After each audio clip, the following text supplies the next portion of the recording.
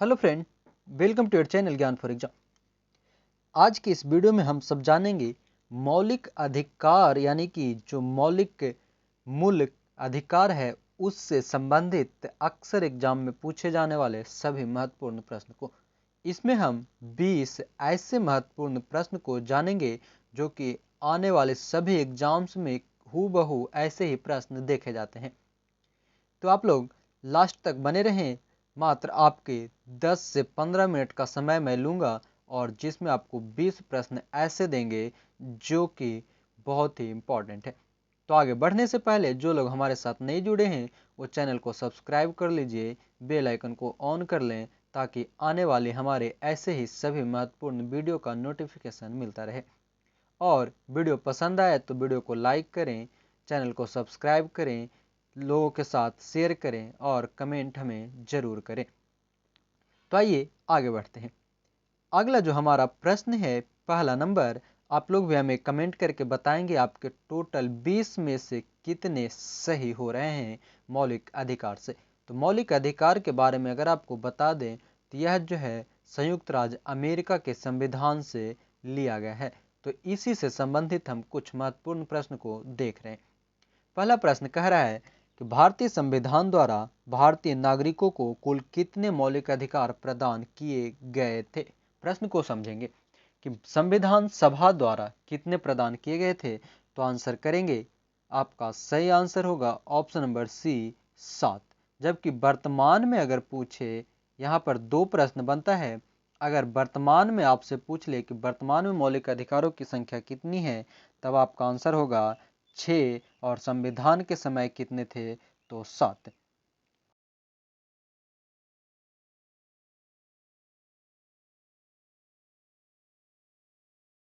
अधिकार दिया गया है। संवैधानिक उपचारों का जो अधिकार दिया गया है भारतीय संविधान के अनुच्छेद 32 को, और इसी अनुच्छेद 32 के द्वारा ही सुप्रीम कोर्ट जो है रीट भी जारी करता है। आगे बढ़ेंगे।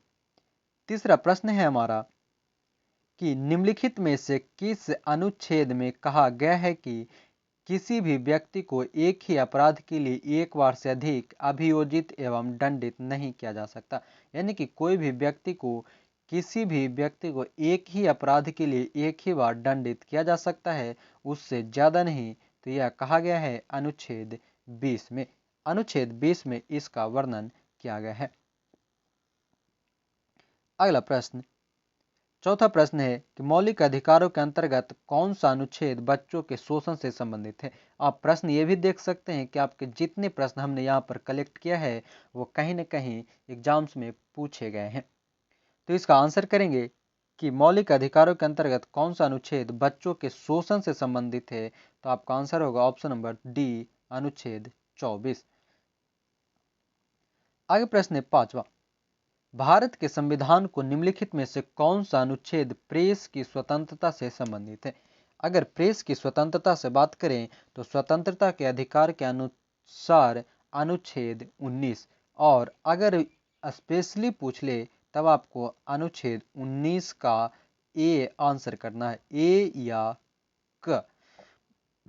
आगे बढ़ते, प्रश्न हमारा छठा, संपत्ति के मूल अधिकार को किस संविधान संशोधन अधिनियम द्वारा समाप्त किया गया था। संपत्ति के अधिकार यानी कि वर्तमान में जो हमारे 7 मौलिक अधिकार थे उनमें से संपत्ति के मौलिक अधिकार को निकाल करके 44वें संविधान संशोधन द्वारा इसे अब कानूनी अधिकार बना दिया गया है। मौलिक अधिकार जो संपत्ति के अधिकार है वर्तमान में मौलिक अधिकार नहीं, एक कानूनी अधिकार है जो कि अनुच्छेद 300 के अंतर्गत रखा गया है। ये भी ध्यान रखेंगे। और यह कब किया गया, तो 44वें संविधान संशोधन द्वारा। और इस प्रकार वर्तमान में हमारे कुल मौलिक अधिकार हैं 6। आगे प्रश्न है हमारा सातवां, भारतीय संविधान के अनुसार निम्न में से कौन सा मूल अधिकार नहीं है। शिक्षा का अधिकार, सूचना का अधिकार, भाषण का अधिकार या जीवन का अधिकार। आंसर करेंगे कि कौन सा हमारा मूल अधिकार नहीं है, तो सूचना का अधिकार। सूचना का अधिकार हमें मूल अधिकार नहीं है। ये सिर्फ राइट टू इंफॉर्मेशन RTI जिसे हम कहते हैं जो 2005 में आई थी। आठवां प्रश्न, किसी कैदी को न्यायालय के समक्ष प्रस्तुत करवाने के लिए किस रीट की आवश्यकता होती है? तो इसे हम इस रीट को यानी जो सुप्रीम कोर्ट द्वारा रीट जारी किया जाता है, सुप्रीम कोर्ट और हाई कोर्ट दोनों द्वारा जारी किया जाता है, कुल 5 प्रकार के रीट।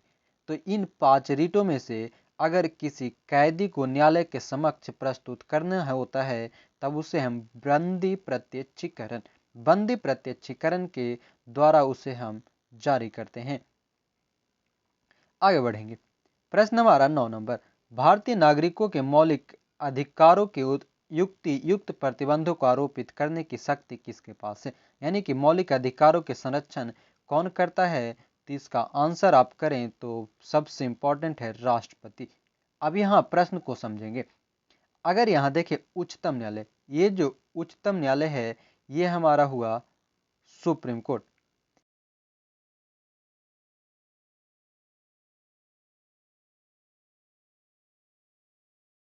ऐसे अगर मौलिक अधिकारों के संरक्षक के रूप में अगर बोला जाता है तब हमारा सुप्रीम कोर्ट होता है। मौलिक अधिकार के संरक्षक सुप्रीम कोर्ट, जबकि युक्त प्रतिबंध को आरोपित करने का शक्ति कौन होता है? तो राष्ट्रपति। आगे बढ़ेंगे। प्रश्न है 10 नंबर। 10वां प्रश्न है कि भारतीय संविधान का कौन सा अनुच्छेद व्यक्ति के विदेश यात्रा के अधिकार को संरक्षण प्रदान करता है? यानी कि बाहर किसी अन्य देश में जाने के लिए जो संरक्षण है वह है अनुच्छेद 21 के तहत। आगे बढ़ते हैं। हमारा 11वां प्रश्न है कि निम्नोक्त समादेशों में से कौन सा समादेश किसी अवैध व्यक्ति से सरकारी पद को बचाने के लिए जारी किया जाता है? यानी कि किसी अन्य व्यक्ति जो कि लीगल रूप से सरकार के कर्मचारी ना हो उनसे बचाने के लिए कौन से रीट जारी किया जाता है? तो इसे हम जानते हैं अधिकार परीक्षा। अधिकार परीक्षा यानी कि आप किस अधिकार से ये काम कर रहे हैं ये पूछा जाता है। और ये जो प्रश्न है एसएससी, एमटीएस ये सभी में भी पूछा गया है। 12वां प्रश्न, भारत के संविधान के किस भाग को संविधान की आत्मा के रूप में वर्णित किया गया है?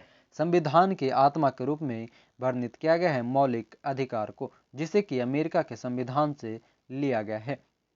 आप हमें कमेंट करके बताएंगे कि मौलिक अधिकार का वर्णन किस भाग में संबंधित है, किस भाग से संबंधित है मौलिक अधिकार। आगे बढ़ते हैं। हमारा 13वां प्रश्न है कि मौलिक अधिकारों में संशोधन करने में कौन सक्षम है? मौलिक अधिकारों में संशोधन करने में जो सक्षम व्यक्ति है, संशोधन करने का अधिकार जो है उनमें कौन है? आंसर करेंगे तब आपका सही आंसर होगा चुनाव आयोग द्वारा। माफ करेंगे, यहाँ पर शायद चुनाव आयोग आंसर नहीं होगा क्योंकि चुनाव आयोग का अधिकार से कोई संबंध नहीं है। आपका सर्वोच्च न्यायालय होगा, ऑप्शन नंबर सी।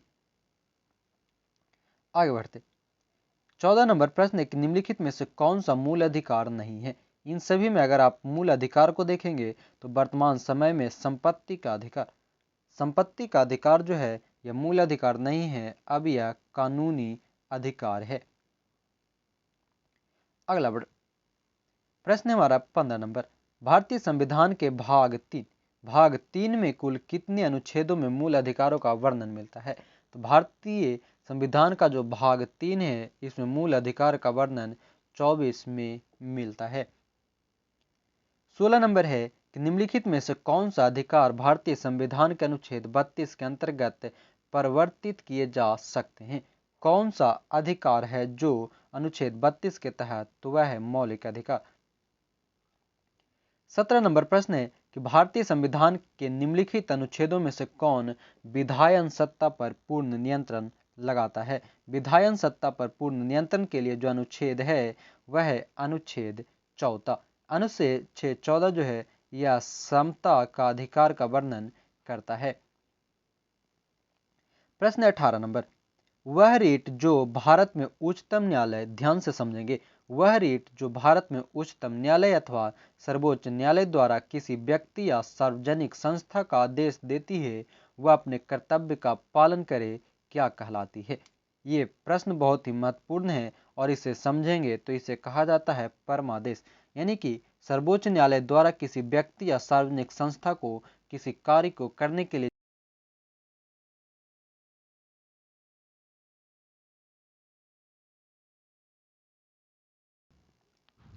आगे प्रश्न 19 नंबर कि मौलिक अधिकार संविधान के किस भाग में वर्णित है। तो संविधान के भाग 3 में, यानी कि ऑप्शन नंबर बी जो है आपका सही है। और अब आखिरी प्रश्न है कि निम्नलिखित में से किस याचिका के अधीन किसी कर्मचारी को ऐसी कार्यवाही करने से रोका जाता है जिसके लिए सरकारी तौर पर वह हकदार नहीं है। तो ये कहलाता है अधिकार परीक्षा, यानी कि किस अधिकार से। तो ये थे आज के महत्वपूर्ण 20 प्रश्न जो कि मौलिक कर्तव्य से हमेशा पूछे जाते हैं। आप हमें एक प्रश्न का और कमेंट करके बताएंगे कि मौलिक अधिकार यानी कि मूल कर्तव्य जो है, हमने बताया कि भाग 3 में संबंधित है। भाग 3 में किन किन अनुच्छेद में संबंधित है, कौन कौन से आर्टिकल इससे संबंधित है, ये हमें कमेंट करके आप बताएंगे। ये आपके लिए प्रश्न रहा। तो आइए, अगर आप बिहार दरोगा 2213 पोस्ट की तैयारी करना चाहते हैं तो आपके लिए हमने लेकर आया है होमवर्क सीरीज और डेली ऑनलाइन टेस्ट सीरीज। आप अगर इन सभी को ज्वाइन करना चाहते हैं तो हमारे दिए गए नंबर यहाँ 7654957719 पर संपर्क कर सकते हैं। आप इस नंबर को नोट करेंगे और हमें जब ज़रूरत हो आप कॉल कर सकते हैं, कॉल और व्हाट्सएप। साथ ही आपको बता दूं सुविधा के लिए कि अगर आप ये दोनों कोर्स एक साथ परचेज करते हैं तो आपको मात्र 299 रुपये में ये कोर्स दिए जा रहे हैं। तो आज ही हमारे साथ जुड़ें, हमें कॉल और व्हाट्सएप करें। तो आज के लिए इतना ही। अभी तक अगर हमारे साथ नहीं जुड़े हैं तो चैनल को सब्सक्राइब कर लें, बेल आइकन को ऑन कर लें और वीडियो को लाइक शेयर कमेंट जरूर करें। तो इसी उम्मीद के साथ आज के लिए जय हिंद, धन्यवाद।